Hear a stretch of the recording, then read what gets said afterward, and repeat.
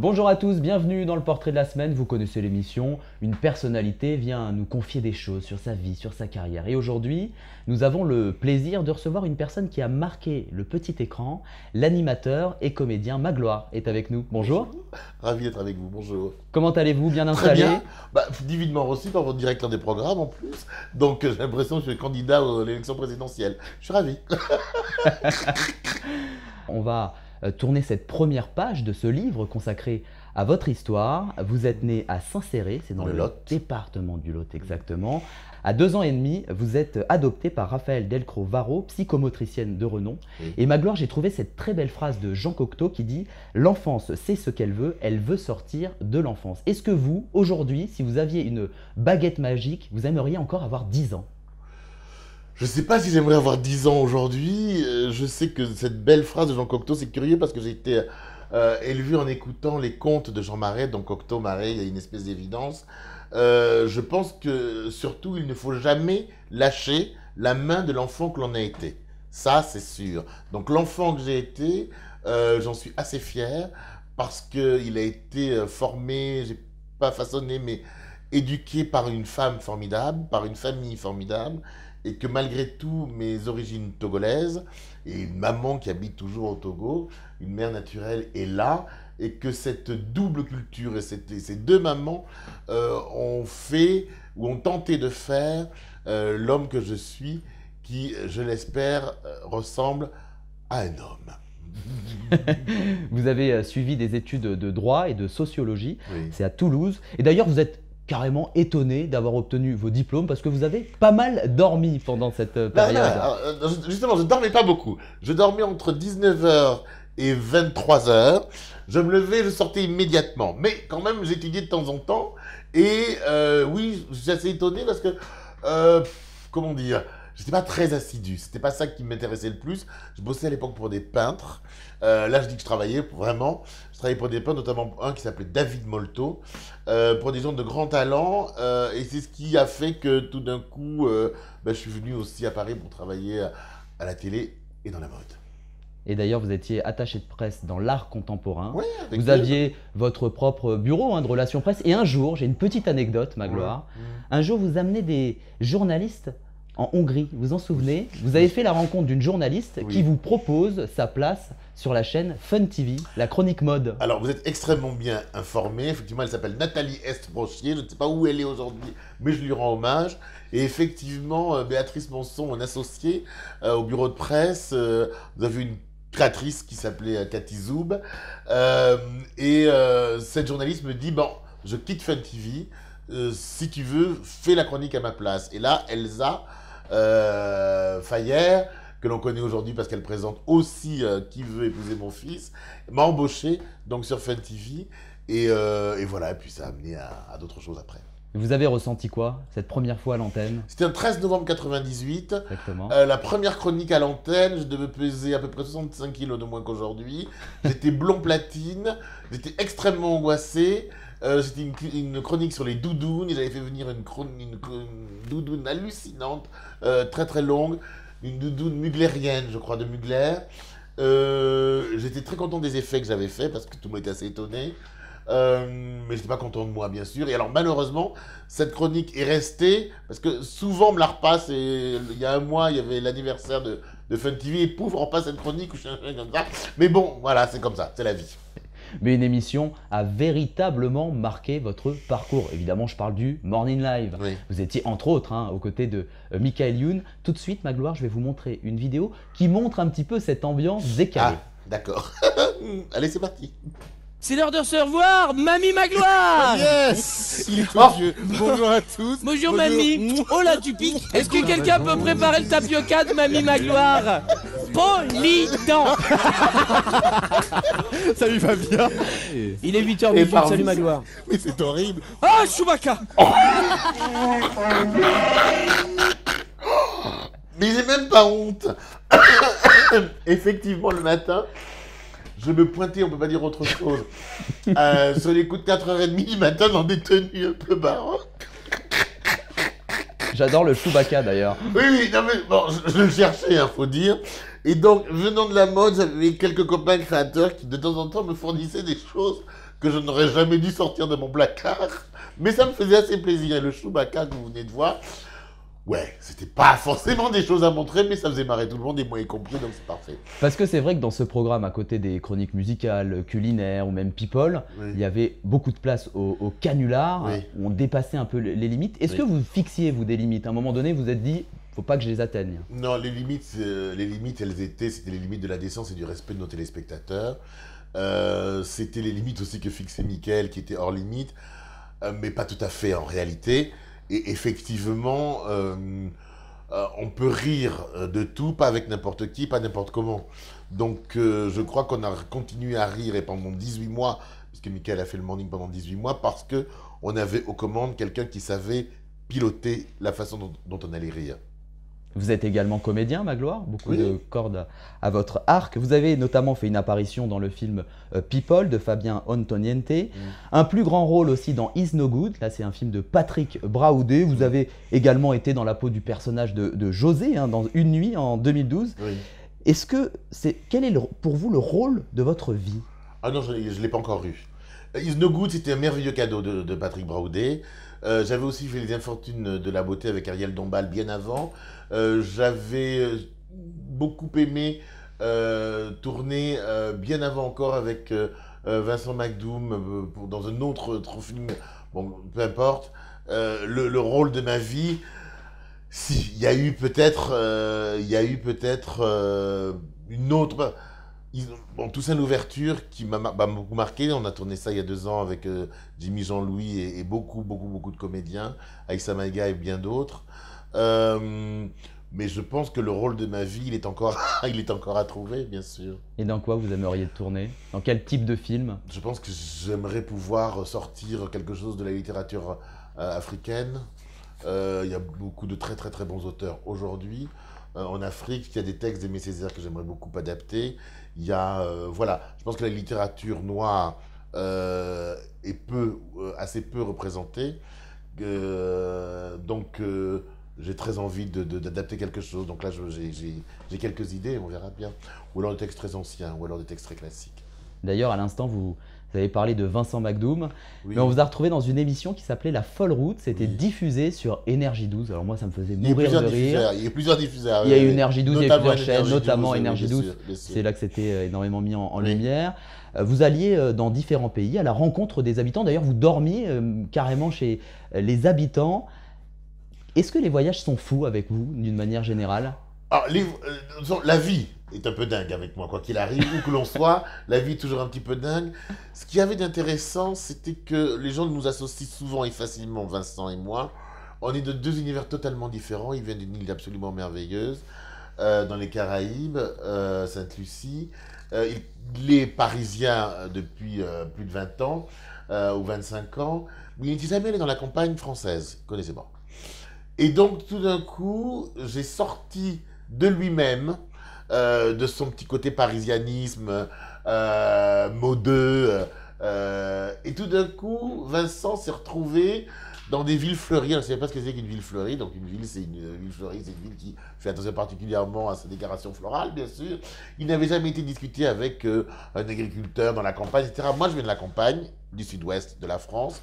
Et donc, j'ai toujours des histoires un peu à raconter sur l'histoire de France qui me passionne, parce que c'est aussi et surtout mon pays.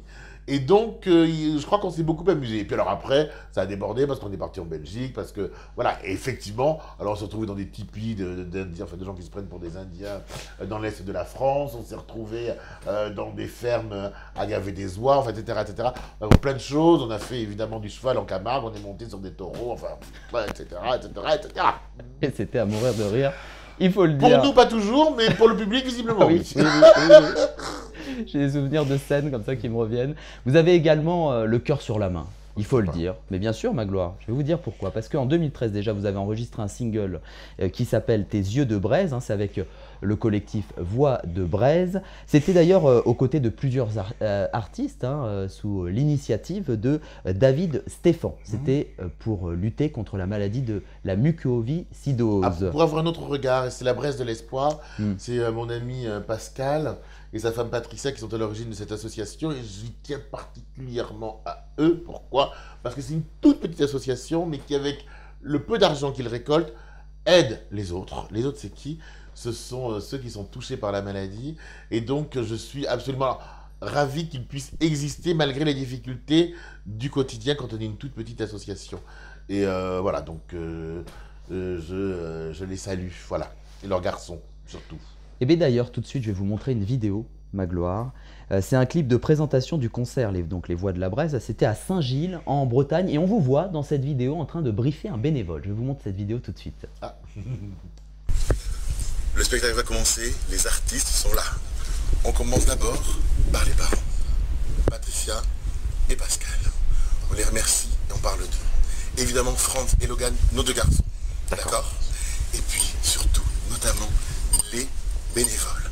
Parce que sans eux, rien ne se passe. Oh là là, on dirait un professeur des écoles. J'avais jamais vu ça, j'avais même pas vu qu'il y avait un enregistrement de ça. Quel sentiment vous envahissez au moment d'enregistrer ce single, Magloire? Pour le coup, là, on doit faire le mieux que l'on peut.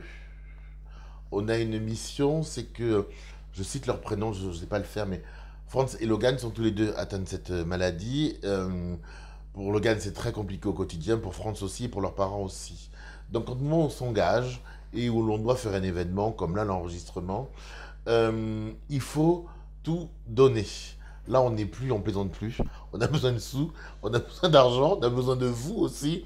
Et donc, là, effectivement, tout d'un coup, je te prends un ton un peu, je suis un peu gêné, un peu professoral, parce que, oui, on doit penser à eux, nos malades, on doit penser aux parents, qui souffrent eux aussi au quotidien, et on doit être le mieux du monde pour avoir la possibilité de rassembler un maximum de monde. Et d'ailleurs, cette même année, vous avez eu une nouvelle fonction, celle de patron de chaîne, de la chaîne Africa 7. Oui. Ça n'a pas duré très longtemps. Je reste un conseil. Oui, c'est vrai aussi. Oui.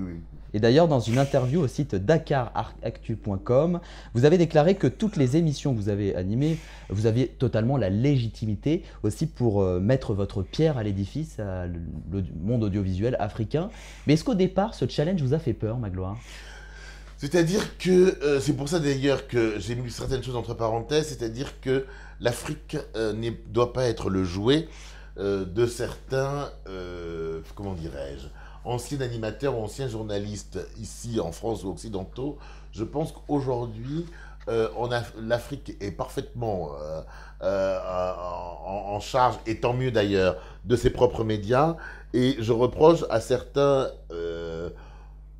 professionnels de la profession de vouloir s'immiscer de temps en temps dans les médias africains sans avoir une véritable connaissance de l'Afrique. On ne fait pas de la télévision ou de la radio n'importe comment d'ici quand on ne connaît pas ce qui se passe là-bas sur le continent. Donc je fais attention avec qui effectivement aujourd'hui, passé par le passé, aujourd'hui plus, avec qui je travaille et ce que l'on peut faire. On n'apporte rien à l'Afrique, on n'a rien apporté, ils ont déjà tout. On doit proposer des choses intelligentes, intéressantes et nécessaires. Mais vous, sur un plan personnel, qu'est-ce que ça vous a apporté, cette aventure? L'Afrique est en moi, et l'Afrique me manque aussi souvent. La conversation avec l'Afrique et moi ne fait que commencer. Et en décembre 2014, un article du site téléstar.fr titré « Mais que devient Magloire Delcros ?» Alors, le papier disait d'ailleurs avec aussi humour que vous-même, vous disiez que vous faites beaucoup moins de télévision sur votre compte Twitter, tout en donnant vos actualités à côté. Quelle est aujourd'hui votre relation avec le petit écran? Il est bien mieux qu'en 2014, parce que j'ai très envie de revenir au petit écran, ce qui n'était pas le cas en 2014. Téléstar avait eu vent de quelques propositions qui m'avaient été faites à l'époque, que j'ai déclinées pour des raisons personnelles. Aujourd'hui, ces raisons-là, malheureusement, ne sont plus, ou heureusement ne sont plus. Heureusement, au moins pour mon retour à la télévision. Donc aujourd'hui, effectivement, j'étudie et je ne décline plus avant d'étudier. J'étudie les propositions, je les suscite même, ce qui existe pour la première fois, parce que j'ai jamais demandé, jamais rien demandé d'ailleurs, mais là aujourd'hui j'ai très envie, donc je demande et je commence à aller frapper aux portes de mes vieux amis de la télévision. Mais vous, quel type de programme vous aimeriez animer? Qu'est-ce qui vous fait rêver aujourd'hui dans le paysage audiovisuel? Je ne sais pas si on peut parler de rêve, mais je pense qu'aujourd'hui, les gens ont besoin que l'on prenne soin d'eux. Je pense que les gens ont besoin d'être aidés. Je pense que les gens ont besoin de retrouver un petit peu pourquoi pas des conseils, des écoutes, une écoute. Et puis les gens ont besoin de sens aussi. Donc je parlerai beaucoup moins de la petite culotte de Britney Spears, comme j'ai pu le faire par le passé. Et je parlerai plus des gens, de ceux qui nous regardent. Est-ce que c'est peut-être avec la maturité aussi que vous avez d'autres envies à la télévision que ce que vous faisiez au Morning Live notamment? Je suis si vieux que ça. Mais c'était il y a quelques années. Plaisante, soyez pas gênés, je plaisante. Oui, bien sûr que j'ai vieilli, et bien sûr que on peut dire que je commence à être un monsieur qui devrait être mature. Le suis-je vraiment, ça? Bon, Magloire, si maintenant je vous montrais une photo, vous êtes d'accord? Oh bah écoutez, si elle est décente, oui. C'est avec quelqu'un que vous connaissez très bien, Magloire. Je peux vous le dire. Bon. C'est une amie, d'ailleurs, également. Oh, oui. Oh mon Dieu. Alors vous devez vous dire pourquoi je vous montre cette photo. Et bien c'est parce que vous êtes effectivement en compagnie de Geneviève de Fontenay. C'était à la 99e édition de la Foire Expo à la Grande Halle de la Cité de la Mer. Vous avez organisé un À concours. Cherbourg. Exactement. Vous avez organisé un concours de jeunes créateurs. Comment définissez-vous votre propre look? Avant de parler de mon look, si vous le permettez, je vais parler de Geneviève. c'est Avec possible? plaisir. Dans le métier que nous faisons, que vous faites, il y a peu de gens qui sont toujours là. Alors moi, j'ai la chance de connaître Michael Youn, un ou deux patrons de chaînes comme Jérôme Foucret, comme Stéphane Joffre et quelques autres, qui sont toujours là. Et Geneviève de Fontenay fait partie de ceux-là. C'est-à-dire que Geneviève de Fontenay, à chaque fois que je lui demandais quelque chose, elle est, et elle a été, et elle sera toujours là. Donc c'est comme un rock, et ça prend tout son sens en ce moment, où je déplore la perte d'être chère. Elle est toujours de bons conseils. Elle sait vous prendre la main, vous prendre par le bras et dire « Magloire, on y va !» Et donc, avec Geneviève, j'ai très envie, et j'y pense en ce moment, il faut absolument que je la rappelle, de faire quelque chose en termes d'émission. Elle a d'ailleurs présenté avec moi, animé une émission qui s'appelait Pellerato sur Fun TV. Voilà, c'est un être d'exception à qui l'on doit rendre hommage. Ça, c'est dit. Mon look aujourd'hui, il est fluctuant en fonction du nombre de kilos que j'ai en trop. Donc là, ça va en ce moment, ça va à peu près, parce que j'ai un petit peu perdu, là, parce que là, c'est vraiment... Babar ou Casimir, pour les plus jeunes, vous irez voir qui était Casimir, il était orange. Mais il avait le même tour de taille que moi. Et là, ça va un tout petit peu mieux, donc si je pouvais encore perdre une dizaine, une vingtaine de kilos, je me sentirais mieux au niveau de mon look. Voilà. Maintenant, je vais vous poser quelques petites questions pour vous connaître différemment. D'accord, Vous êtes prêts? on va voir. Actuellement, Oui. êtes-vous plutôt convaincu ou convaincant? Je crois que j'essaie d'être convaincant en ce moment. Ouais, convaincant. Pourquoi? J'essaie de convaincre les gens avec qui j'ai envie de travailler, de nouveau travailler avec moi. Alors pour certains... Alors généralement, je vais m'envoyer des fleurs là. Généralement quand on a travaillé avec moi, quand on a vraiment travaillé avec moi, on a de nouveau envie de le faire. Parce qu'on s'amuse beaucoup, mais on travaille beaucoup et on le fait plutôt pas mal et plutôt bien. Il y a que les gens qui n'ont pas travaillé avec moi qui peuvent dire du mal de moi, ça j'en suis absolument ravi. Et aujourd'hui, j'essaie d'être un peu convaincant parce que j'ai des projets qui ne sont pas faciles à défendre, mais auxquels je crois. Donc, on ne va pas aller dans la facilité, on va essayer. Essayons d'être un tout petit peu rigoureux. On vit une époque un peu incertaine où la facilité et les heures devant Facebook sont à l'ordre du jour. Essayons d'arrêter de regarder des vidéos de petits chats qui miaulent. Essayons de faire des choses avec du sens.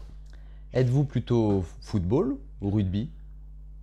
Je suis toujours, de par ma naissance dans le sud-ouest, plutôt rugby. Mais on va pas rentrer dans ce genre de détails parce que mes amis vont se marrer, ça va faire des polémiques. On va passer à autre chose. Parce que vous avez joué au rugby, c'est ça? Passons à autre chose. Si vous étiez une petite souris, Magloire, Mais dis donc, de l'imagination. où aimeriez-vous vous infiltrer?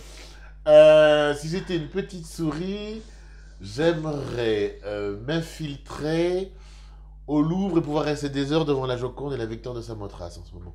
Il y a besoin d'être une petite souris pour ça? Bah, c'est-à-dire que j'ai un problème de temps en ce moment, mais voilà, je redécouvrirai les merveilles de nos musées. Définissez-vous votre caractère comme de l'eau plate ou de l'eau gazeuse? Mon caractère de l'eau gazeuse. Pourquoi? Vous pouvez parfois vous Parfois mettre pétillant, parfois manque de gaz aussi, mais parfois très pétillant quand même, oui. Magloire, êtes-vous plutôt du matin ou du soir? Ça dépend de quoi vous parlez. Mais, De la vie en général. Mais je préfère me réveiller tôt. Je me lève tôt.